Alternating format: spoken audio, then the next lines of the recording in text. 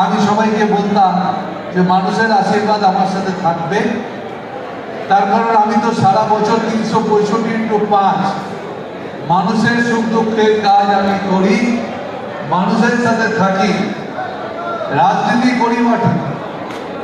একটু আগে আমার একটা ইন্টারভিউ চলছিল, পাঠাচ্ছি, আমি ইন্টারভিউতে বলেছি যে রাজনীতি আমি করতে পারি, কিন্তু আমার রাজনীতিটা হচ্ছে মানুষের জন্য। সেটা কোন ধর্ম কোন বর্ণ এটা আমি মেনে কোনদিন চলি না। আমি যখন অফিসে বসি 100 লাইন থাকে, 200 লাইন থেকে 200টা লোকের সঙ্গে কিন্তু কথা বলি।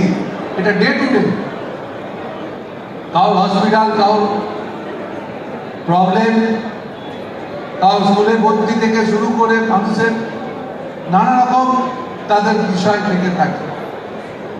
আমি মনে করি